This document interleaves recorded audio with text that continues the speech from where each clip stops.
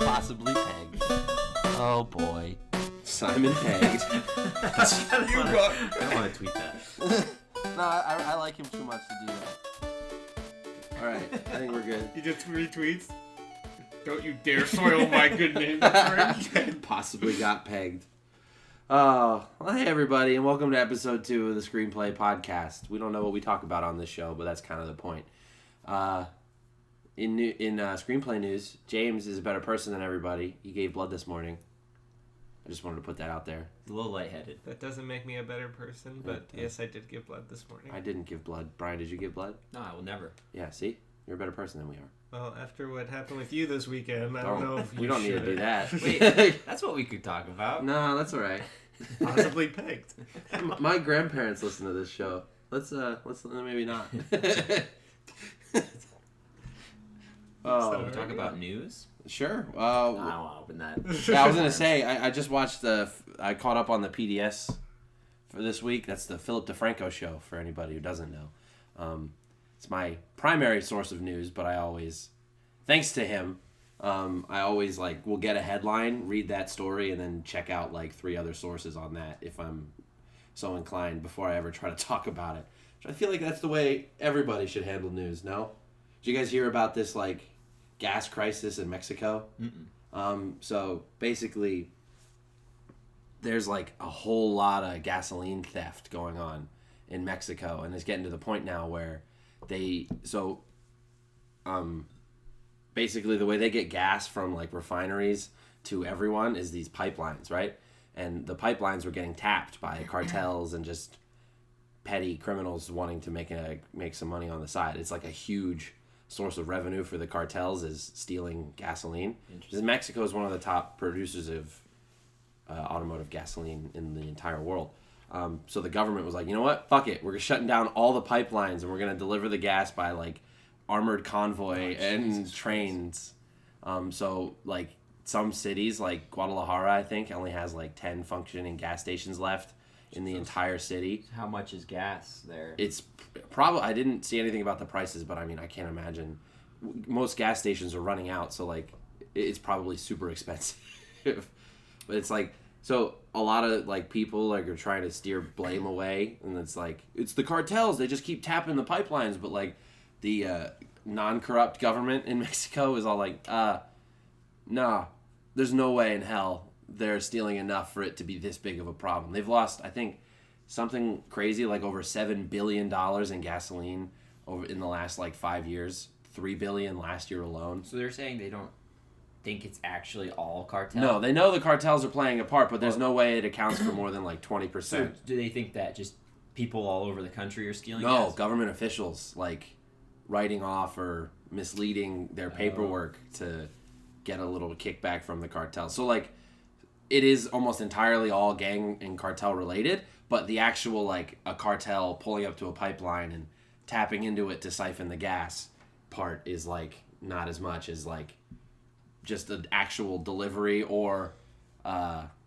lying about where the pipeline is then spilling out for, it's interesting stuff. Have you guys seen that? There's a documentary that came out a few years ago. I want to say 2015. It was Cartel Land. Have you heard of this one? I've heard of it, yeah. It's pretty intense. I recommend if you're interested at all in what's going on there and on the border. You should be, by the way. Especially now.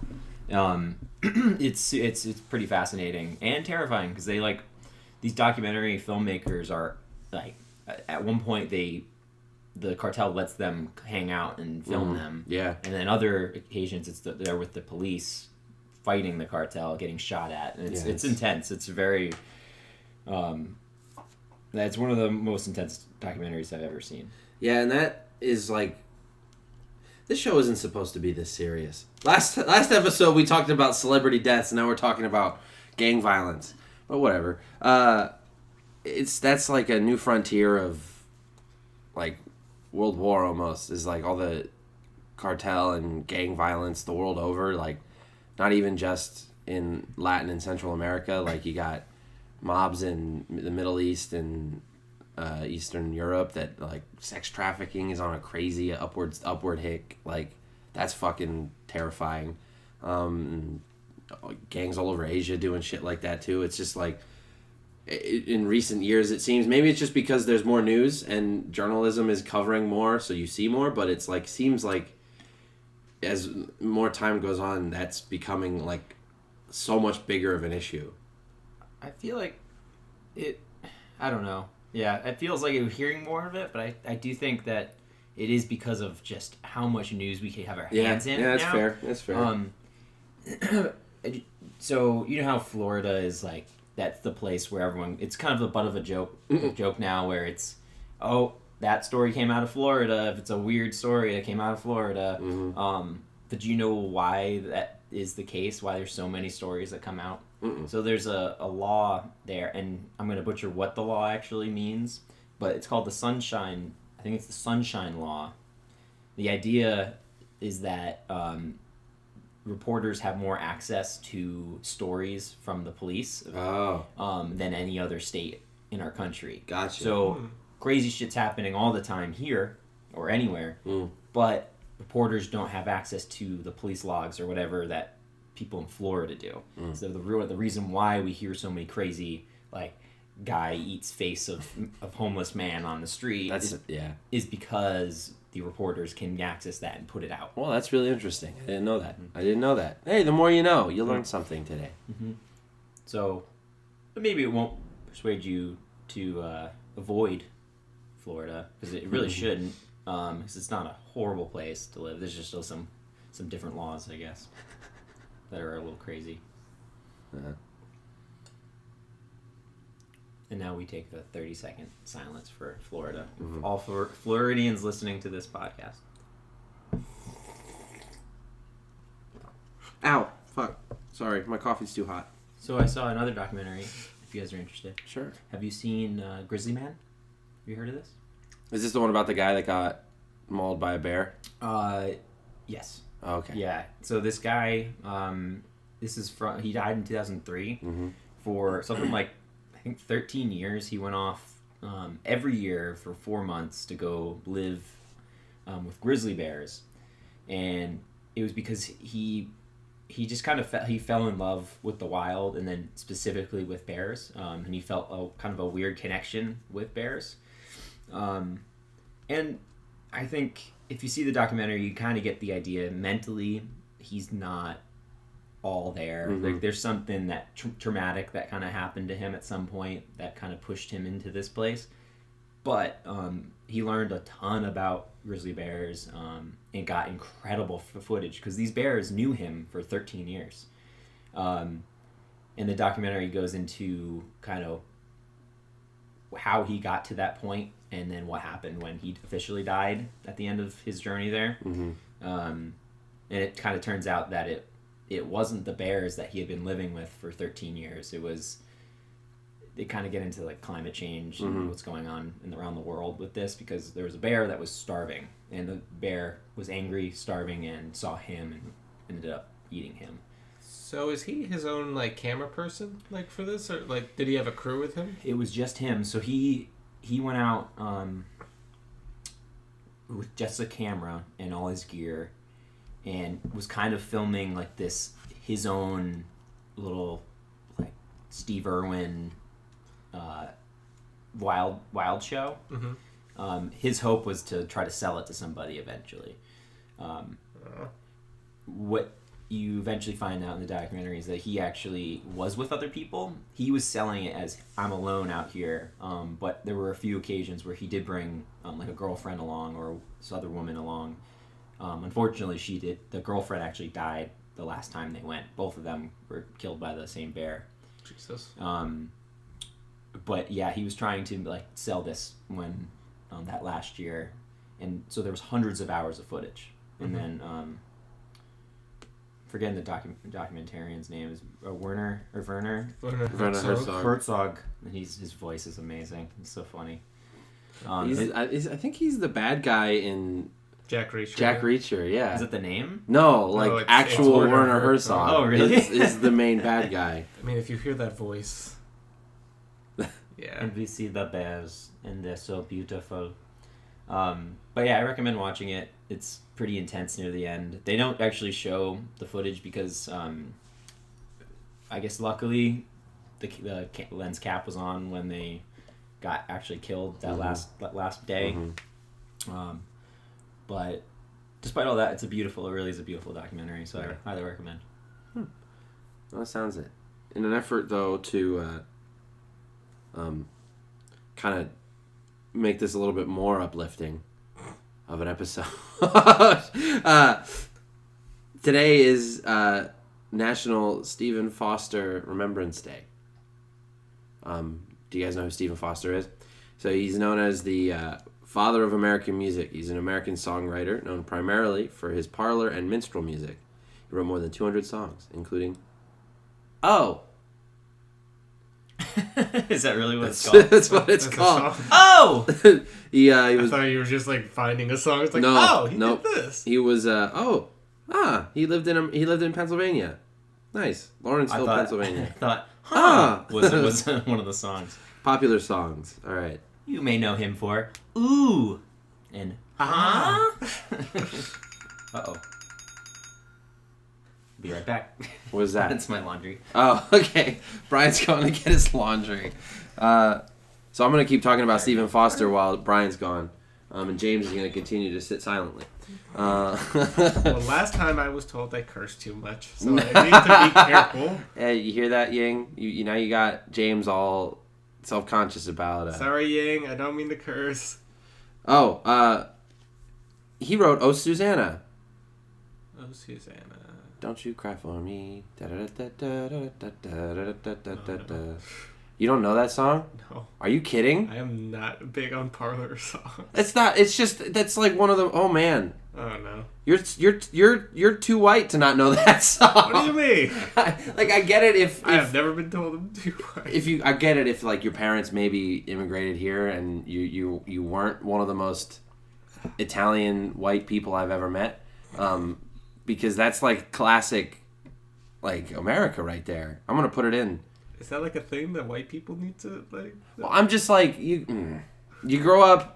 I don't know. I'm constantly reminded that I guess my childhood was the weird one, even though all this stuff that's like ingrained in American history is just not common knowledge. I guess. I used to listen to songs like "Oh Susanna" and that you've definitely heard it. Maybe. You know, we're pausing the recording so I can play it for James. All right, we're back. James made me sad because I played him 4 different versions, including one from Looney Tunes, and he's still nothing. I would like fans, or at least friends, to tweet or text or DM or whatever us, comment on the YouTube video, whatever, whether or not you've heard of the song "Oh Susanna." Because this is one of those moments where like I feel like I was raised in the 30s and then skipped however many years it was when I like turned 10, I like was frozen and then thawed out again in the year 2005, and then I lived continuously from that. Well, that's something like you're a well of knowledge of a person. What's something that you think you slept on or just like didn't know about that like is pretty universally well known? So I will own that. Like all the Disney Channel stuff and Nickelodeon and all that, like the Amanda Show, or like name a live action show that was geared at our age group. Mm-hmm. Yeah, I probably missed out on it. What do you? I watched cartoons. Have you heard of the old folk tune, "Oh Susanna"? Oh Susanna, don't you cry for me, 'cause I come from Alabama with a banjo on. Thank you! I know the banjo on your knee part. I just want it to be known that Banjo Tyler's on your looking knee. at me with a lot of hate. He looks like he wants to punch me. So it's like, all right. So that's kind of what I think I would like to make that known. we're gonna start talking about now is the like the sphere of like influence on you as you grow up, like how some things can seem so like universal and like common knowledge, and then you get out of your You step out of your bubble. neck of the woods, and then someone hasn't heard "Oh Susanna," even though it's like one of the most recognizable songs for at least America. That's what I think I said. It's like, so Ying and I talk about this a lot. She's the friend that told me that James curses too much on this show, which is why he's been quiet the whole episode. Which I'm still baffled that I Yeah, curse that much. I think that's kind of funny. I don't know if he curses that much. I need to effing stop it. I know, seriously, James. Fucking knock it off. Oh. But anyway, it's like I grew up watching like Looney Tunes and all the Merry Melodies, Tom and Jerry, Scooby-Doo, but like the original Scooby-Doo, all those like Mighty Mouse, like all the old like Boomerang cartoons, right? Hanna-Barbera and all that. So that meant that when I was growing up, like I didn't watch Ren and Stimpy. I didn't really watch SpongeBob until I was old enough to make the decision to go on Nickelodeon. And then when I started watching cartoons, like on my own, I started to watch like Justice League and the Batman animated series, the Superman animated series, and like Cartoon Network shows. You guys are freaking me out. They just both went for a sip of water at the exact same time. Freaking me out. But yeah, so it's like there's a lot of stuff that I feel like I learned about just because of what I ingested growing up that was like duh, but then I started like Ying's one. Like I made a joke about Ringo the other day. Ringo. Yeah.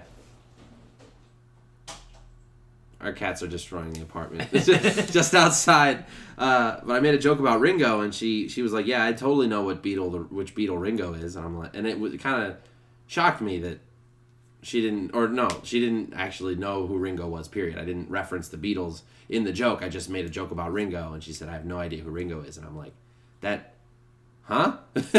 I'll agree with her that I didn't listen to Beatles until recently. Yeah. I literally, my parents didn't listen to it. I don't think my dad like appreciated it, but I don't think he liked them as much as he liked like certain other bands. So there's my argument. It's like, at what point is something like, so I'll be honest too, as much respect and knowledge I have of them, I really don't listen to them actively either. Like, I listen whenever my friends turn them on. I always enjoy listening to the Beatles. Every once in a while when I go home, my dad's on a Beatles kick and he's just tearing through the Beatles discography, but I never really actively go out of my own way to listen to them. But there's like, it's like, if you appreciate a thing, I personally, maybe it's just my way of being a fan of entertainment and art and whatever, is that when I like rock and roll, I make it a point to kind of know a little bit about it, at least going back for a while. You know what I mean? So like, I feel like I love rock and roll and music in general, so I know like I have like at least a surface level knowledge of, you know, the Beatles and like Buck Cherry and all that, like going way back. Or not Buck Cherry, I'm sorry, that was a Freudian slip. Chuck Berry, holy shit. I know what you meant. Holy shit, not Buck Cherry. Kill me now. What's funny is I also thought like, kill me now. Maybe there was a rock star I didn't know. Kill me right now. But you know what I'm saying? It's like, I don't know. And then like, and that's to answer your question earlier. It's like growing up, I missed out on a lot of the like Disney Channel live action shows, like I was saying, or whatever, like Lizzie McGuire, the Amanda Bynes show, or whatever. And I missed all of that. Drake and Josh, I'd only got into when I was in high school and watching reruns. But I was watching like like MythBusters, and other Discovery Channel shows, like Travel Channel shows and that kind of thing, and history documentaries and shit.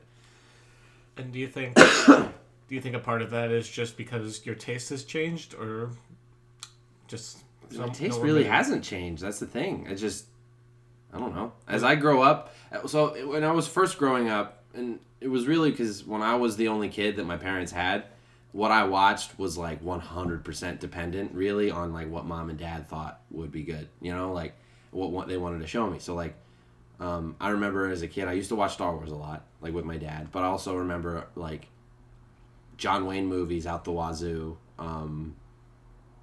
I remember this mythological like appreciation for movies like Jaws and The Godfather, because those were two of my dad's favorite movies, and it's like I was influenced so heavily by what dad and mom really liked that like eventually I came into my own, and I'm very like I guess my taste has evolved, not really changed. Like you can still compare it to like I like the same stuff, just maybe more like fleshed out aspects of that stuff, if that makes sense. Well, I think this is the whole argument of is someone racist from the beginning.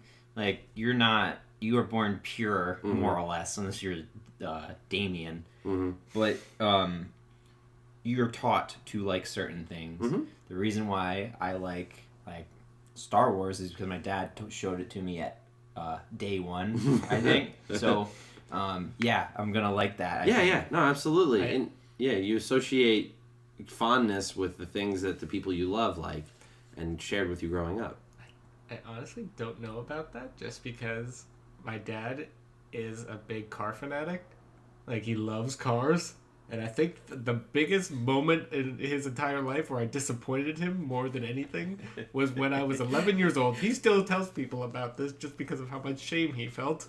I was 11 years old, and he asked me, so, like, what's your dream car? You know, like, what kind of car you want to get when you're old enough to drive? Like just forget about the price tag. Just, like, what do you want to, like, just haul ass on the highway down? Sorry, I said ass. But... Look what you did, Yang. You made this podcast not interesting. Poor James is all self-conscious.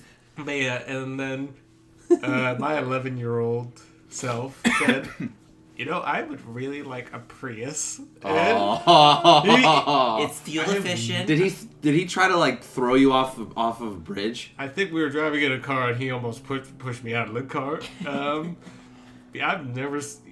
He's a very quiet man, so like when he's like, "What did you just say?" Like, I'm like, "Yeah, they're good for the environment." No, they're not. You know? Okay, this is the 11-year-old. I know, but they're not. Just for the record, they're not. Tyler has something. Also, it depends on which Prius you get, obviously. No, it's compared to the other. So they have. All right. I will fully acknowledge right here and now that this is a rant that I've had for a long time, and I haven't updated the research in about 6 months. So, but as of 6 months ago, they had one of the most like inefficient and damaging the environment processes for assembling Priuses like in the entirety of car manufacturing. So the amount of fuel, like emissions and the carbon footprint just to make your Prius that saves you a little gas money and maybe doesn't emit as much out of the car, but the damage that is done to make the car completely negates all the benefits you get just driving it. I know. But I was also 11, and I also thought white chicks was in LA. We're not gonna have this. We're not gonna do this right now. We're not. Afterwards, we'll talk.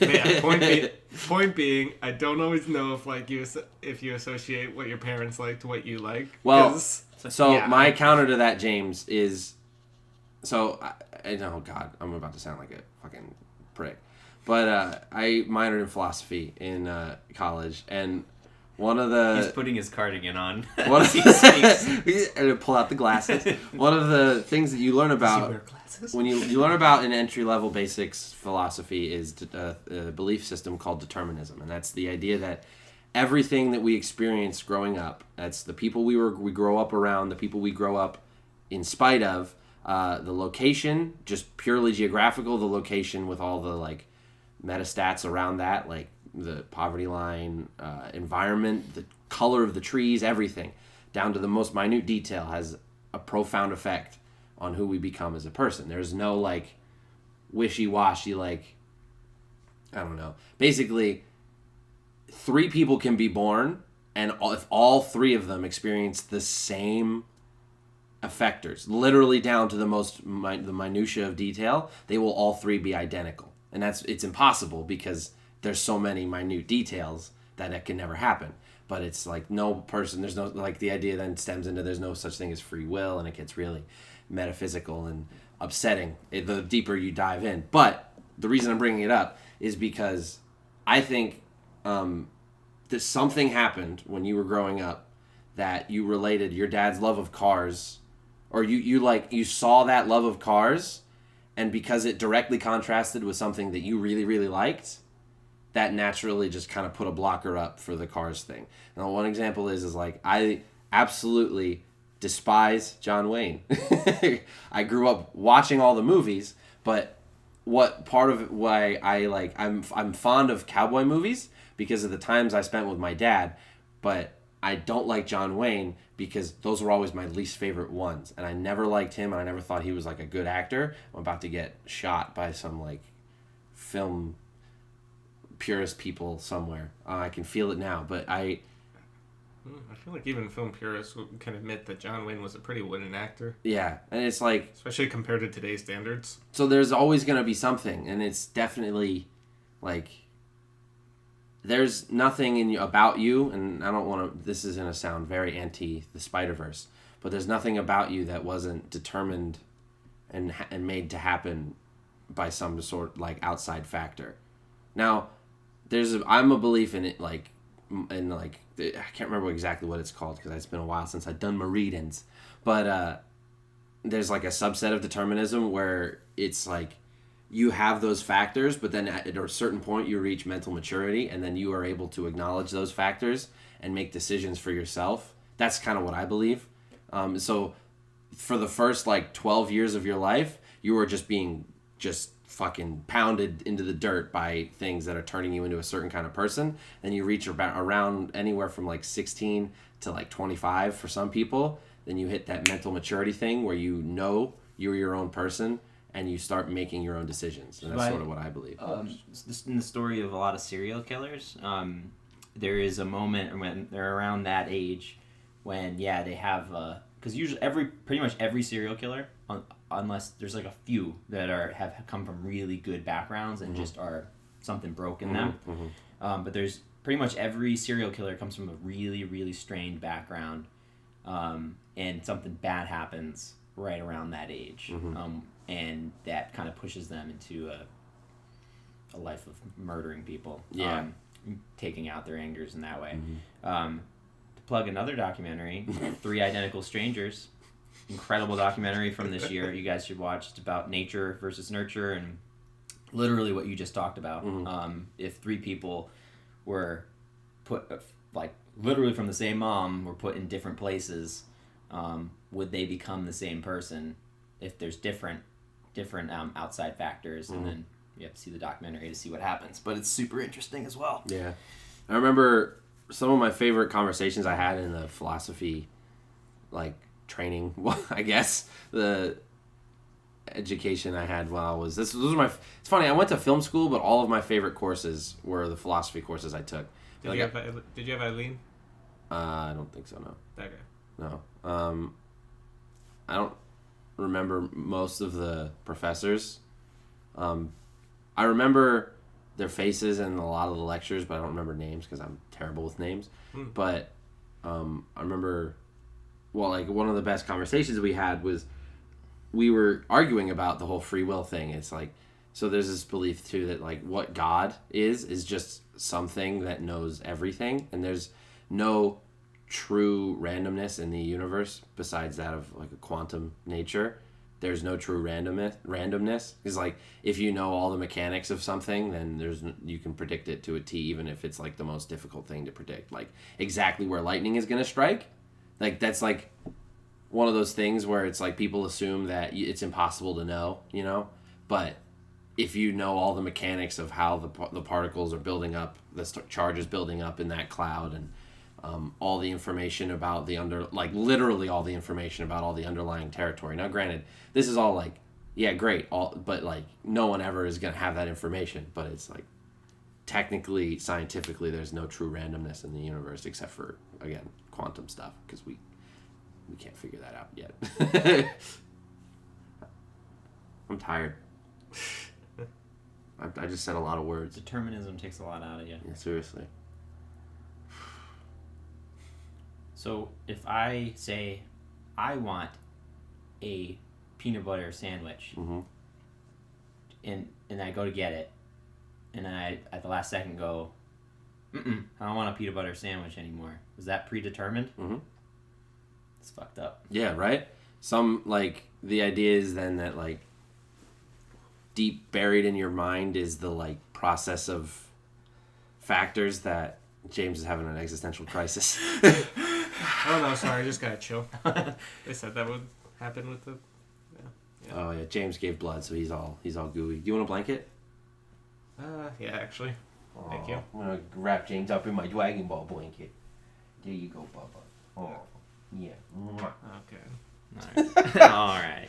But yeah, basically the idea is then that you go back and it's like in actually one of the best ways to describe it is like that speech pattern analysis bit in Westworld, you know, where she's like, no, but I'm having these conscious thoughts and deciding what to say, and she shows on the computer screen everything that she just said out in front of her, and it's like one of those like, nothing I think is real. It's like honest to God, I loved all the philosophy, but there was a time when I first started studying all this, before I got to like one passage in particular that I'll get to, or I don't remember it to a T, but whatever.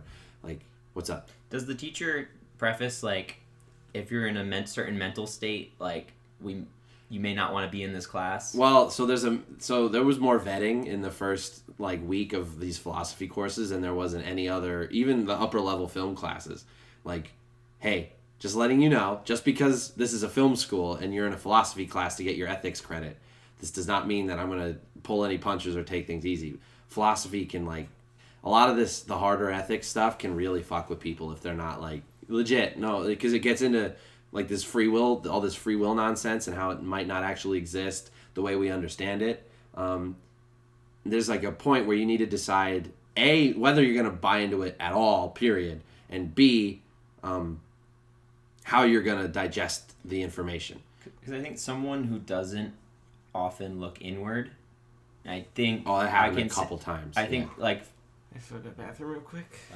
If you want to bow out, dude, because you're not feeling well, no, okay. Totally. Go. You should, if you're like lightheaded, you should lay down. It's totally fine. Okay. I just want on the record that we take care of our friends. But anyway.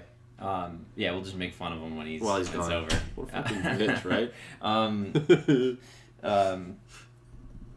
Well, I was gonna say, like, yeah, someone who does not look inward often, and I think I was gonna say I can't speak for every filmmaker, but I think from an art standpoint, most artists in general are often looking inward. Most of the best artists do their best work from an inward-facing place. And I could see someone who does not often do that fucking with them. Oh yeah, that's why I love talking about it with people, but I always get a little hesitant because I don't want to freak out people. Some of the people I know with like some anxiety problems, and I don't want to oversell it. It's not like this forbidden knowledge, right? I really feel like everybody should do a little philosophics reading at least some point in their life. Don't go on the deep dive, but there's a lot of so I had a couple experiences in class where like art discussions. That's part of why I like the classes so much, because after the first couple weeks, the only people still there either were so determined to get that ethics credit out of the way, or genuinely found the subject matter interesting. And a lot of the conversations were just, excuse me, so fantastic. But I remember one conversation in particular kind of turned sour. How you doing, buddy? You doing okay? Yeah. All right. But one of the kind of turned a little sour because it was this free will talk, and this one girl was like really fighting against the idea that she wasn't her own person and all that, and it was kind of sad, like, because she kind of missed the point. So like, before I go further, I want to say that part that kind of saved it for me.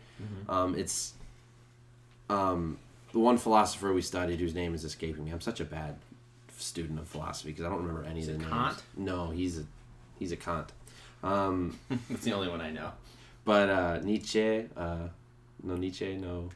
Technically, I think, Freud's definitely. He was a philosopher of sorts, and then Aristotle and Confucius and all those guys. But anyway,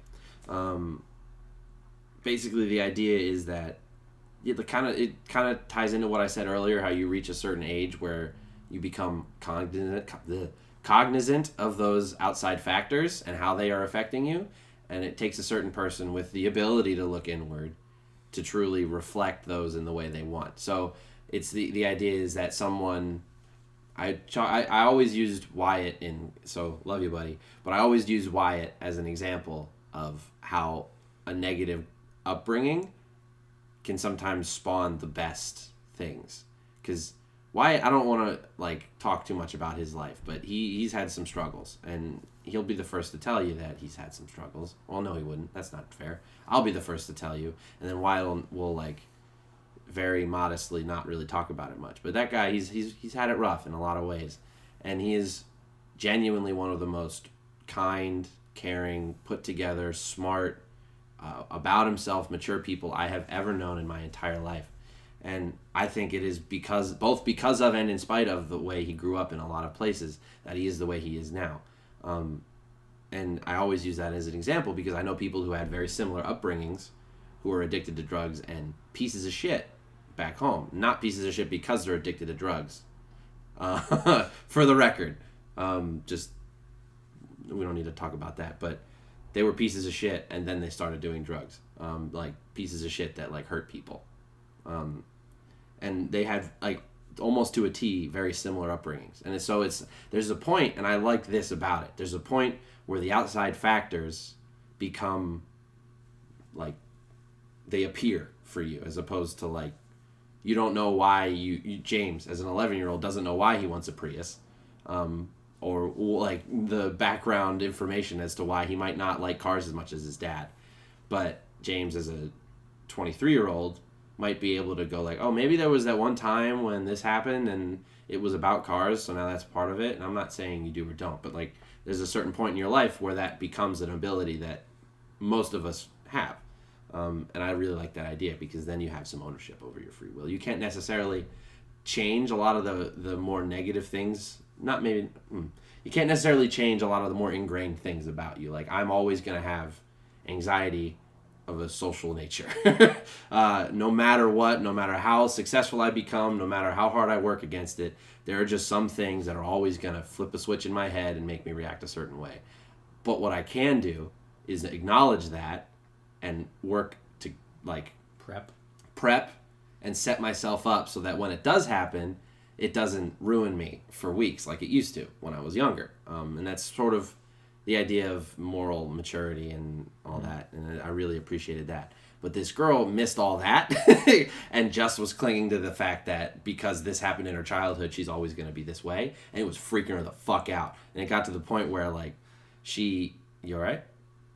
No, it's just, that's a shame. Yeah. She, like, was freaking out, right? And, like, arguing loudly with people in the classroom and the teacher, and he's like, hey, it's all right. Like, I don't want this. Some of this stuff can be kind of hard to digest, but I don't want it to cause anybody stress outside of what you can expect in a classroom.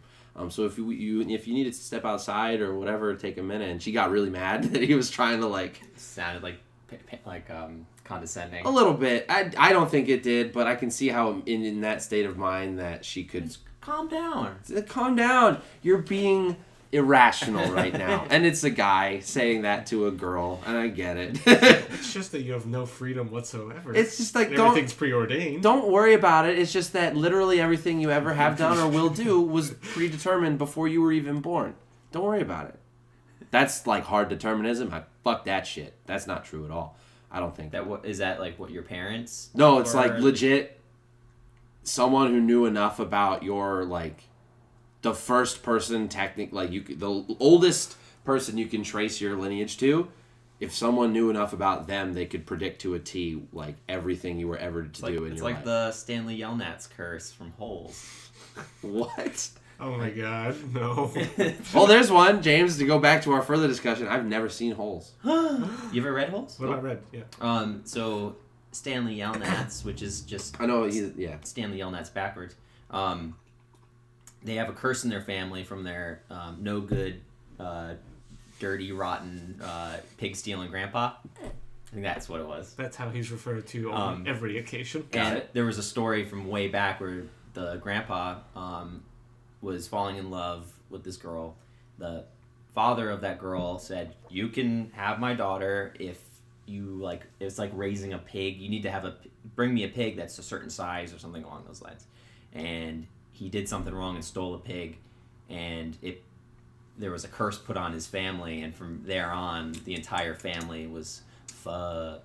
What a douche. Why would you steal a pig? Don't steal a pig. He loved the girl. Don't steal a pig. Don't steal pigs!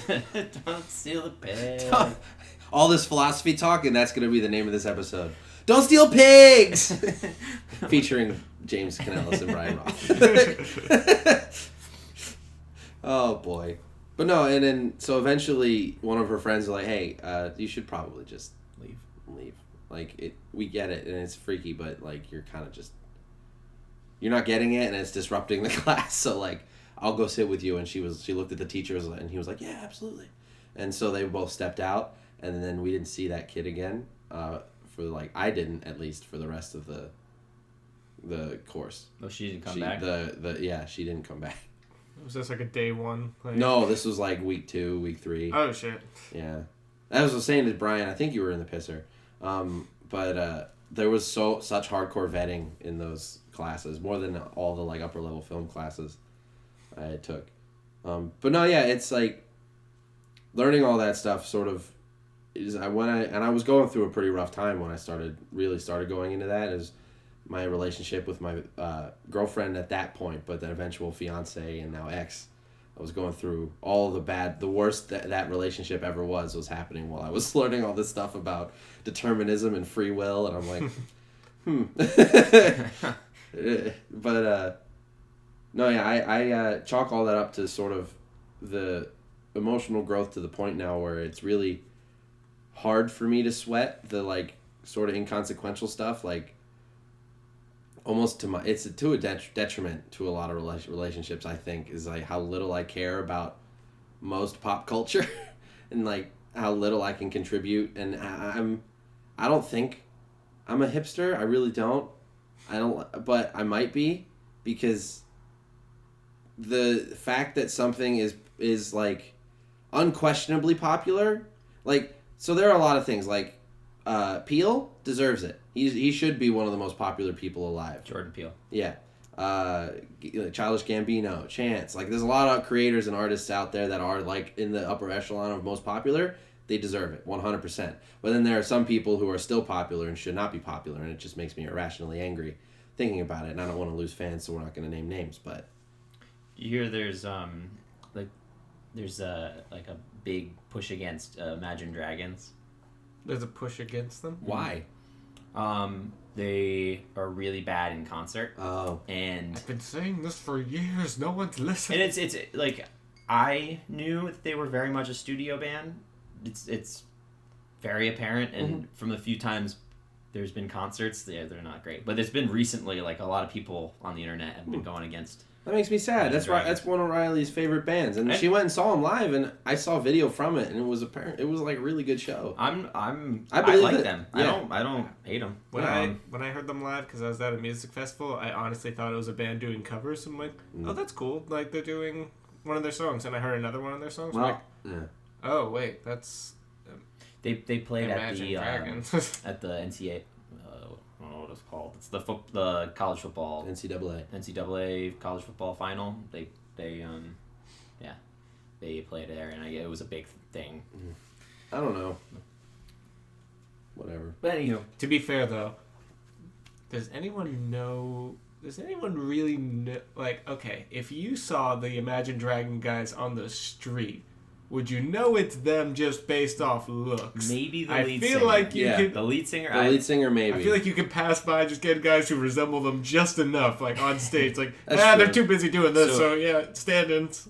I think someone made a joke about that on Twitter the other day. They posted a bunch of white dudes and were like, hey, it's the guys from Imagine Dragons. I was like, to be honest, I wouldn't know otherwise, yeah. I think they did something like that on SNL. It's like, okay, chain smokers or Arctic monkeys, go! and then it's like, I don't know which one is which. I mean, it's fair. It's true. Aesthetic is such an important part of being a popular magician. I mean, it's all about the illusion. It's about musician.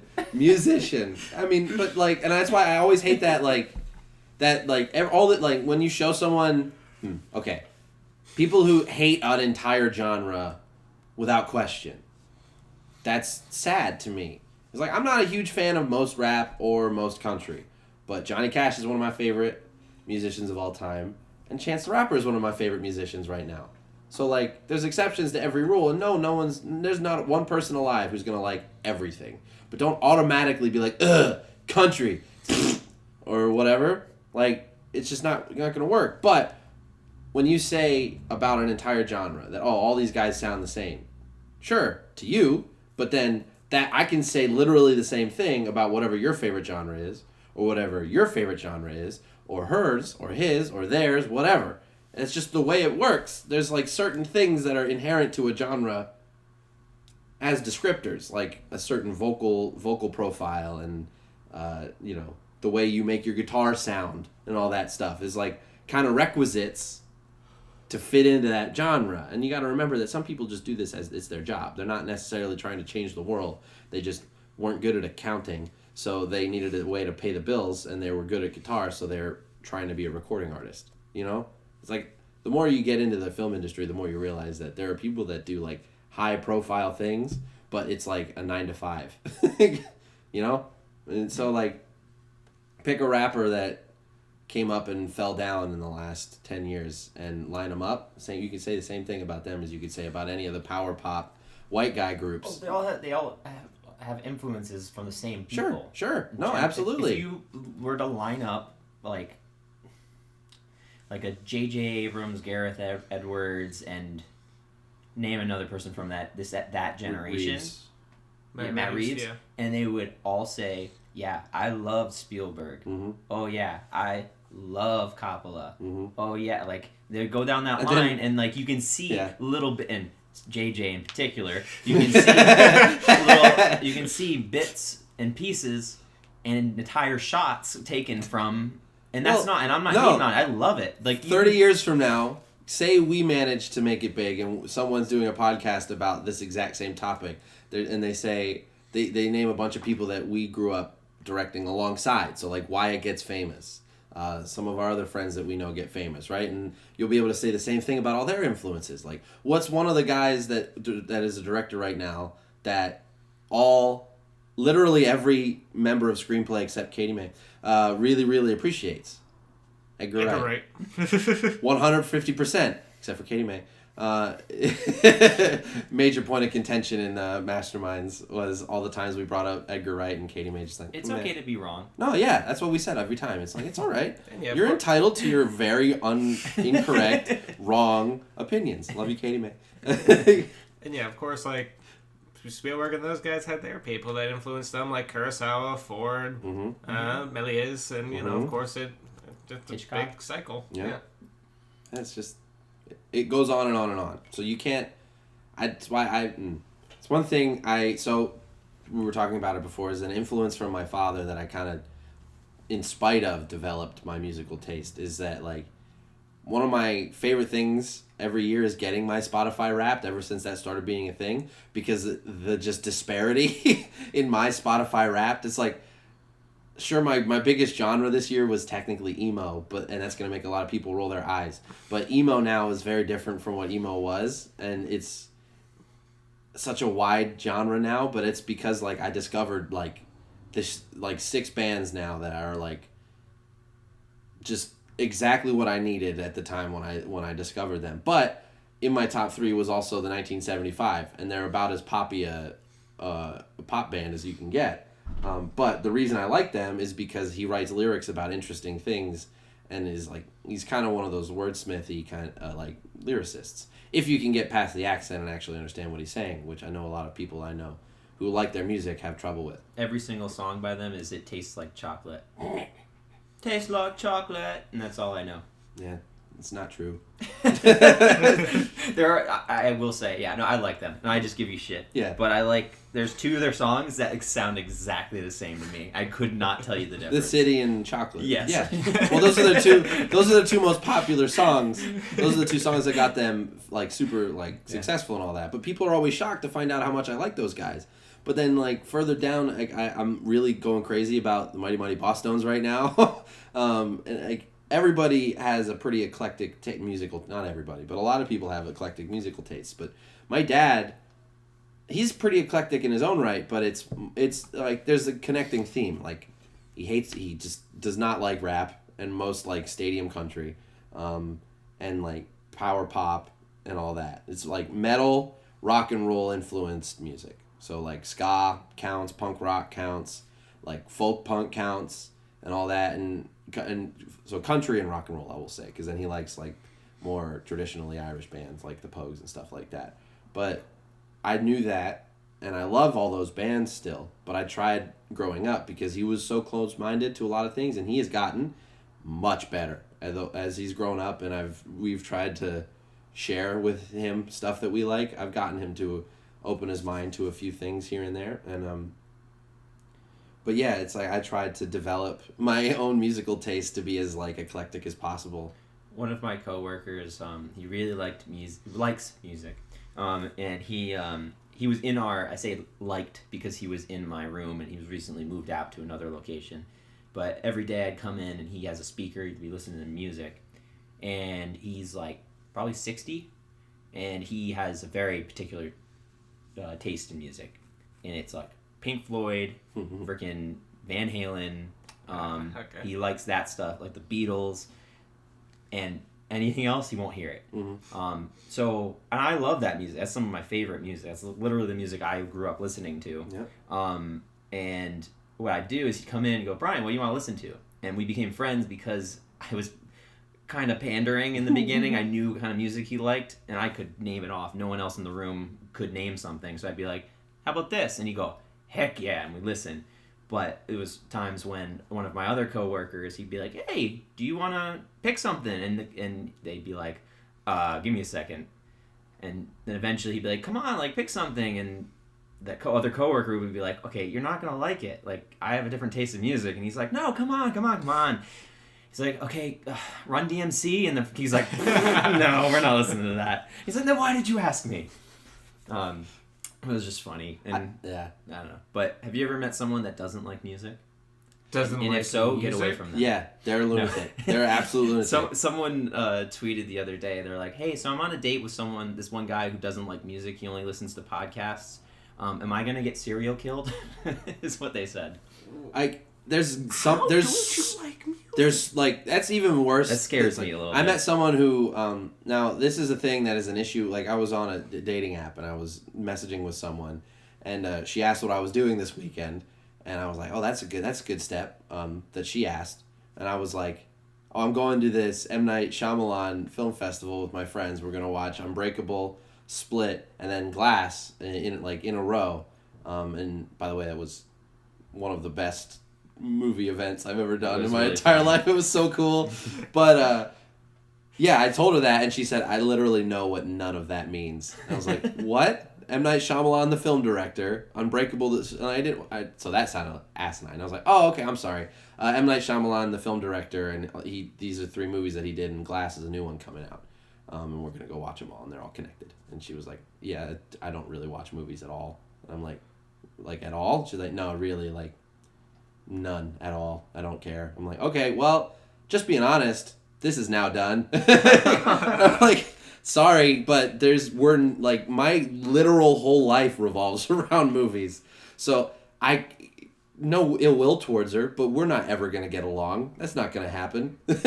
But that's not as bad, I don't think, as the whole not liking music. Because I feel like music is so ingrained in literally everything. It is the purest form of human creativity, I think, because you can get so attached to it, and it's just like nothing else can evoke emotions and convey a message. Also, like movies, you just need a lot more things to make a movie. Music, all you just need is your voice. Also, music's been around longer. Yes. I mean, and it will be around longer than movies, probably. Yeah. And movies are music and storytelling and visuals and all that stuff put together. But yeah, music transcends, kind of. Yeah.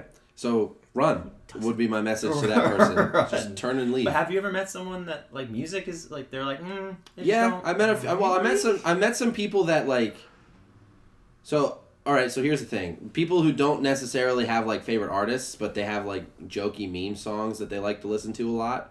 Do they count as people who don't like music? Because I growing up, I had a friend who like every time I'd come in and like I am obsessed with music. Like I had almost 70 hours of just one band in my Spotify Wrapped this year, and I listen to a lot of YouTube music and Pandora. So like way more than that this year. In 2018 was spent listening to music, so I acknowledge that I'm a little biased, but I would come in and like talk about a new song that I found or whatever, a band I was listening to, and he never cared, never once cared, didn't ever, and whatever. And I would try to get out of him like musicians that he liked, and he never really had anybody. It wasn't a thing that he cared about, and it scared me. It's legit. I was like, how? Well, there's gotta be something. And then it was like The Lonely Island. He liked them, but only because they were funny, not because they like were musical or in any way. I also do think, I mean, bring this full circle. I think it goes back to the like parents' upbringing. Oh yeah, his dad isn't a real human. Yeah, his dad's an alien. I think like not in a immigration kind of way, like from another planet, trying to integrate. If your parents put music in front of your face like at a young age, probably are interested in some type of music. Like I don't know, but I have a similar feeling about video games. I get why people don't like it. Sure. But I remember being really young and going like certain friends just like I'm having to rack my brain going, you don't spend your time doing that and don't have any interest doing that. And and I get it. It's just and same thing with movies. It's like what? How? And even in my own life, here's talk about some self-reflection. There's a lot of TV that I just don't really care about because I feel that time. There's too much media. There is just too much media to be a connoisseur of all of it, unless it is your full-time job. But like because I like YouTube so much and I like video games so much, something had to give, and I don't really watch television at all. So like. Most like Parks and Rec, I still haven't watched most of it. I haven't watched most of The Office. I haven't watched most of Arrested Development. I haven't watched Breaking Bad, Lost. You know what I mean? All these shows that so many people are like, you need to, and they like it's like an identifier for so many people, and I'm like, I don't care, and that's not a malicious don't care. Yeah, it was just outside of my area of interest. But you're also one of those people. You're not one of those people who like looks down on it, like just because you're not into it, But I'm in the category of people who don't play video games, but like, like I will never be one of those people that doesn't respect the hell out of video games because, yeah, it's a different form of art. Mm-hmm. It's just one that doesn't really suit me as much. Thank you, James. Yeah. I'm sorry, but like, oh man, just Red Dead Redemption 2. I haven't even played, but damn, that looks good. Right? And James was sitting with me towards the end of that game, and I don't want. I felt bad. We're not going to spoil it because Brian hasn't played it yet, and it's too big of a game to spoil for at least another couple months. But towards the end, it gets super emotional, as those games do, and that's not a spoiler. You have to know that going in. It's just the way they make these stories. And I had James sit with me, and like, I needed someone close. I needed a friendly presence because I needed the support. Because unlike anything else, you can invest so much time in a video game. So when the characters are reaching their peak of their story, you're like, you feel invested as if it were a friend almost, if you really care. Like there are a lot of people who don't give a shit, and I get it. But it's similar to TV. Like by the time Walter White and Jesse's story was over in Breaking Bad, people had spent almost a decade with those characters. 5-6 years. 5-6 years, even still, that's a long ass fucking time. So like. You have a lot of your own life invested with and around the people in the characters in this show. So when their stories wrap up, you're invested. So I have nothing but fucking respect for being able to weave a story for that fucking long. That's impressive as hell. It's just not something that I personally ever really invested myself in. I think for me, the Lost characters, the end of that show was the most heartbreaking experience I've ever had with a TV show. Mm-hmm. Till Game of Thrones, maybe. No, not even though. Really? Unfortunately, I don't care as much anymore. Gotcha. And the last season kind of hurt me. I hear you. But with that said, it's still gonna be good. Yeah. But Lost it hurt because it was characters I grew up with. Yeah. And saw it's TV's different now. But back to the Game of Thrones. It's similar to that because you are still seeing it every week. Mm-hmm. You get to talk about it. Mm-hmm. And it's a whole nother topic, but which I think is hurting the TV experience is Netflix. Yeah, because you can just binge an entire... That's... So, people who know me that know I do have a little bit of a problem with a lot of TV. I have an issue with people who refuse to watch new things because they've binged Friends 18 times. Ying, this is not a personal attack. I just want to put that out there. But no, like, people who will... I don't know. Like, I get it. You really like a show. I've watched some of my favorite movies dozens of times, but I also try to seek out new stuff when it happens. So I feel like you owe it to yourself. And I have a problem with people who like will continue to not experience things because they just want to watch The Office for the 150th time. And I understand the comfort you find in familiarity, but try to find something new to relate with. Like one of the best experiences I've ever had was in a movie was Spider-Man Into the Spider-Verse, and if I was like clinging to the original version of Spider-Man because I love it so much, the Tobey Maguire ones, and I decided to ignore all the new Spider-Man, then I would have missed out on one of my favorite movies of all time, really, and one of my favorite movie-going experiences of all time, because I went with my little sister, and seeing her fucking face light up every time anything happened in that movie, and how much she enjoyed it, warmed me to my core, because it's like, comics are such a thing, this is a long conversation, but like, yeah, I just experience new things, I think, is the moral of that tangent. Don't ignore new things because you're binging Parks and Rec for the 50th time. Parks and Rec's good, though. It is. No, it's great. It's great. Best advice I've ever been given was always change your underwear. Best advice I've ever been given was feel uncomfortable at all times. Because that's the only way you're going to learn. Yes. If you're comfortable, that's good, but there's no growth in No one ever wanted to change because they were content. So that's why I had this conversation with Ying the other day. We were talking about working out and, the gym and all that. And it's like, I have the perfect amount of self-hate, I think. You know what I mean? Like, enough that's like, you should probably go to the gym, no? Like, you don't like looking like this, do you? No. You don't like being this unhealthy, right? No. I have enough, though. Like, not so much that it's crippling, but enough that it gets me moving. Like, no one ever did things for themselves to better their life because it was perfect already. You know what I mean? And no one's had a perfect life, really. But you need a little discontent to spur you to movement and growth. Part of me wants to not care. Oh, yeah. Like, I would love more than anything. We had just to be apathetic. Chick-fil-A yesterday, and I actually could not eat it every day. That was medicine, though. It was perfect. That was medicine. But for me, at least. At least during the moment of eating it, I could eat it every day. And I would love to, but obviously that's not. So James wanted to talk about it. Freddie, James, and I went out on Friday night. We don't have to bring this. We went a little. Freddie and I went a little too hard, and it had been too long since the last time I went pretty hard. So like, I had a rough day yesterday. I had a really rough day yesterday. But that was the best Chick-fil-A has ever tasted because I may or may not have, in one way or another, expelled most of the nutrients in my body in various places of my room and bathroom the night and morning prior to leaving for this M. Night Shyamalan thing. And we're on the train, and I'm like, I imagine I look pretty pathetic. Like, I may die. I thought I was going to die. I had a migraine. My stomach was just ripping itself to shreds. And Freddie mentioned that there was a Chick-fil-A really close to the train station. And I've never had a more, like, eureka, there is hope in this world moment than when I heard that. And then all I could think about was getting Chick-fil-A in me. And I felt immediately better when the first bite of that chicken sandwich, I was just like, yes, yes, please. It's a good thing. Well, we do have one kind of close to us, but it's a good thing it's not. But no, it's like it's just far enough away. You gotta reward yourself sometimes. But yeah, I agree. I couldn't.